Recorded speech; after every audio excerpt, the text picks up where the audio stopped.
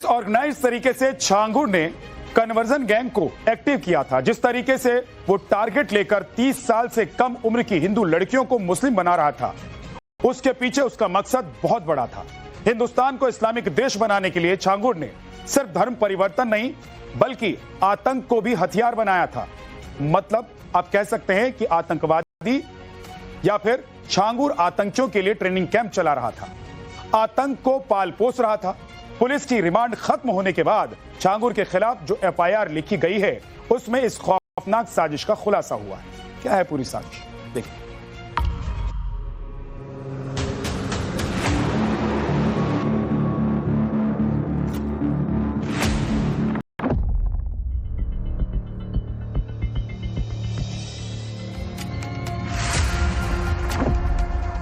सामने आया छांगुर का टेरर कनेक्शन। आतंकियों को ट्रेनिंग देता था छांगुर। नेपाल की सीमा पर थे छांगुर के अड्डे। बड़ी इमारतों में होता था आतंकी प्रशिक्षण।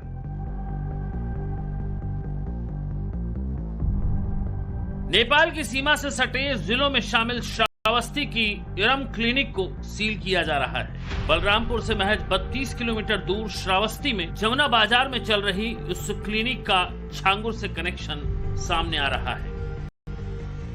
बताया जा रहा है कि क्लिनिक में मरीजों की संख्या कम और संदिग्ध गतिविधियों की आशंका ज्यादा थी।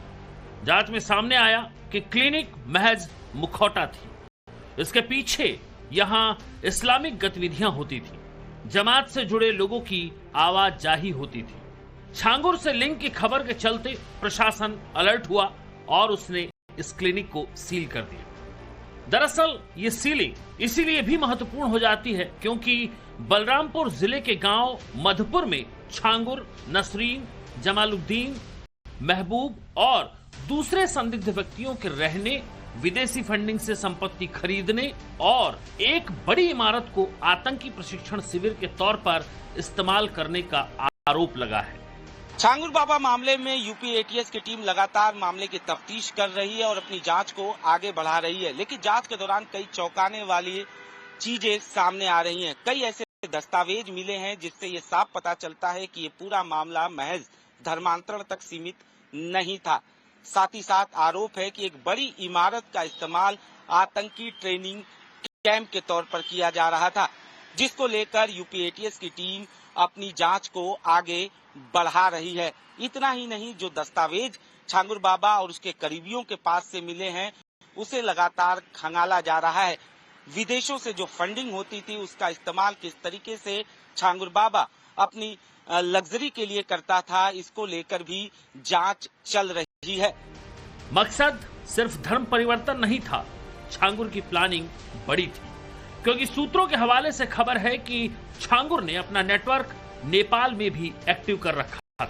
नेपाल में आईएसआई के एजेंट से वो संपर्क में था। छांगुर चाहता था कि नेपाल में मौजूद आईएसआई एजेंट से वो धर्म परिवर्तित कर चुकी महिलाओं का निकाह करवाए। न सिर्फ आईएसआई एजेंट बल्कि छांगुर नेपाल में मौजूद स्लीपर सेल के एजेंट से इन धर्म परिवर्तित हिंदू महिलाओं का निकाह करवाना चाहता था। छांगुर की गैंग से बचकर आई कर्नाटक की पीड़िता ने भी अपने आरोप में ये बात कही थी कि छांगुर ने सऊदी में शेखों से निकाह करवाने का उसे लालच दिया था। उसने बोला मैं और छांगुर बाबा, मैं उसे बाबा नहीं कहूंगी, मौलाना को, बाबा का नाम बहुत उस पे रखते हैं हम, ऐसे बाबा नहीं बना सकते, मौलाना है। तो उन्होंने बोला मैं और तुम दोनों एक ही है। हमने काफी गरीब लड़कियों को लाके यहाँ पे जो सऊदी में है करोड़पति अरबपति शेखों से निकाह करवाया, तेरे लिए अच्छा शेख देखेंगे। और नजर में मैंने मना किया, मैं समझ गई थी मुझे बेचने की तैयारी कर रहे हैं लोग। मैंने मना किया था, अश्लील वीडियो बना ली मेरी वहाँ पे। अश्लील वीडियो के आधार पर मुझे ब्लैकमेल किया गया। 3 महीना वहाँ पे मेरा शोषण होता रहा, बलात्कार करता रहा राजू राठौर।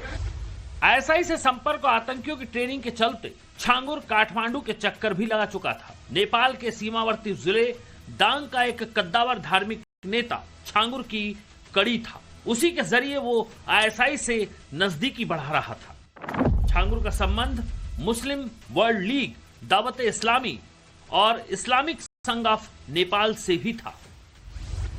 नेपाल में इस्लामिक संघ वहां के मुसलमानों द्वारा गठित एक संगठन है। वहीं इस्लाम का प्रचार प्रसार करने वाली सऊदी की गैर सरकारी संस्था मुस्लिम वर्ल्ड लीग और पाकिस्तान की इंटरनेशनल संस्था दावत इस्लामी से जुड़ा होना छांगुर के खतरनाक मंसूबों की तरफ इशारा है। दुबई और बाकी देशों से जो फंडिंग हुई थी उससे छांगुर बाबा ने किस तरीके से आलीशान इमारतें बनवाई, लग्जरी गाड़ियां खरीदी, इसको लेकर भी लगातार तमाम सबूत जो हैं वो यूपी एटीएस को मिल रहे हैं। इस पूरे मामले में यूपी एटीएस के साथ साथ ईडी भी मामले की तफ्तीश कर रही है। ईडी मनी लॉन्ड्रिंग के तहत पूरे मामले की तफ्तीश कर रही है। ईडी के पास कई ऐसे अकाउंट मिले हैं जिसमें साफ तौर पर विदेशों से फंडिंग की गई थी। इतना ही नहीं, जांच के दौरान ये भी पता चला है कि किस तरीके से छांगुर बाबा आईएसआई के कांटेक्ट में आने की कोशिश कर रहा था और इसी वजह से वो नेपाल भी गया था। फिलहाल यूपी एटीएस और ईडी पूरे मामले की तफ्तीश कर रही है। जांच से ये भी पता चला है कि जलालुद्दीन और छांगुर बाबा, जो खुद को पीर बाबा और सूफी बासफा हजरत बाबा जलालुद्दीन कहता था, पिछले 3-4 साल से मधुपुर गांव में चांद औलिया दरगाह पर सालाना उर्स का आयोजन करता था। उस उर्स के दौरान यहां देश विदेश से लोग आते थे और यही वो वक्त होता था जब छांगुर का सिंडिकेट सबसे ज्यादा एक्टिव होता था। इसी दौरान छांगुर बाबा सिजर तैयबा नाम की एक पुस्तक के माध्यम से इस्लाम का प्रचार करता था। इस प्रचार प्रसार के लिए उसने पूरी गैंग बना रखी थी। इस गैंग में छांगुर के 3 से 4 हजार शागिर्द थे। खुफिया जानकारी से पता चला कि छांगुर बाबा के अधिकांश शागिर्द वो लोग हैं जिन्होंने उनके प्रभाव में हिंदू धर्म छोड़कर इस्लाम कबूल कर लिया है, जिनमें नवीन घनश्याम रोहरा, नीतू नवीन रोहरा, समाले नवीन रोहरा, गुंजा गुप्ता और पिंटू पांडे जैसे नाम शामिल हैं। लेकिन छांगुर कह रहा है कि वो बेगुनाह है, उसे कुछ नहीं मालूम। अब तक छांगुर की शक्ल देखी थी आपने, आज इसे बोलते हुए भी सुनिए। हम बेकसूर हैं, हम कुछ नहीं जानते।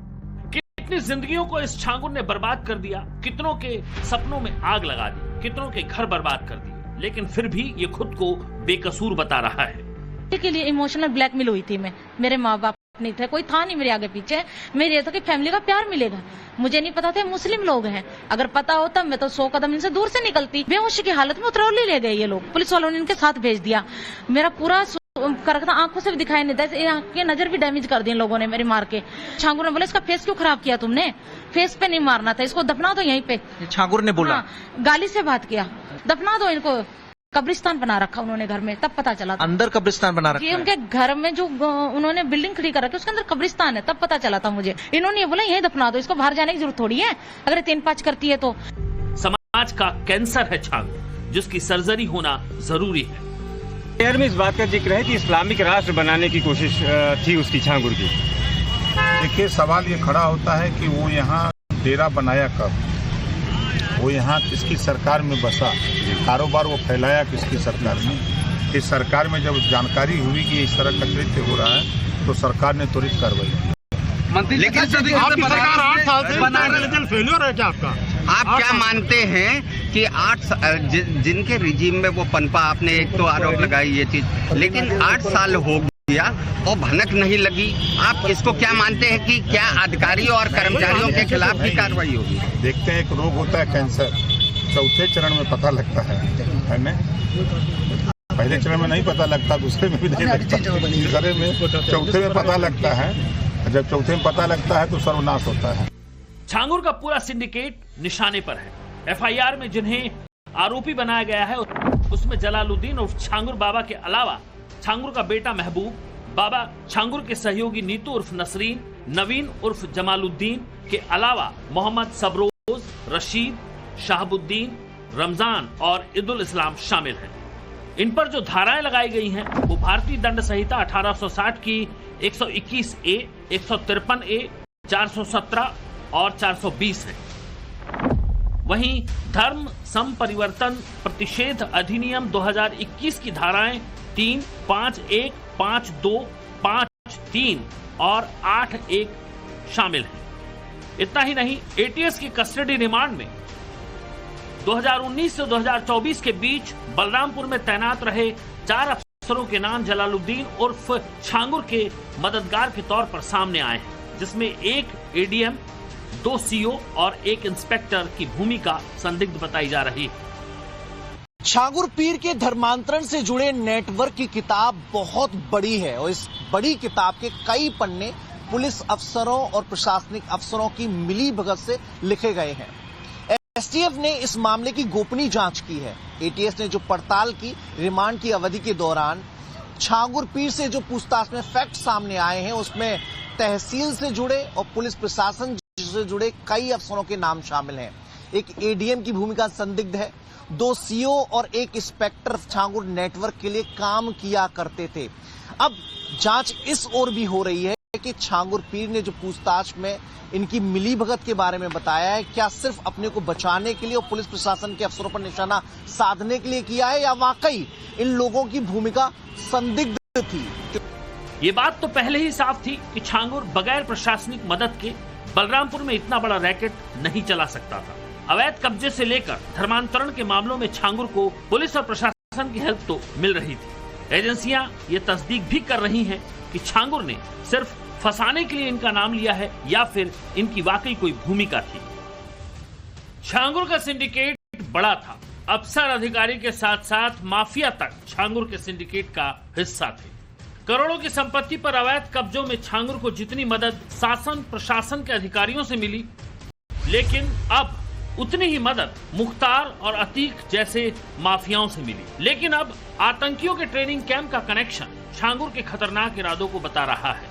हर दिन नए खुलासे छांगुर के लिए अब बड़ी मुश्किल लाते जा रहे हैं। करीब 15 साल से प्लान तरीके से धर्मांतरण के साथ साथ आतंक का नेटवर्क चला रहे छांगुर की अब उल्टी गिनती शुरू हो गई है। जल्लाद छांगुर का इलाज तगड़ा होने वाला है। ब्यूरो रिपोर्ट विनोद मिश्रा के साथ Manish Yadav. Bureau report, times now, नव भारत।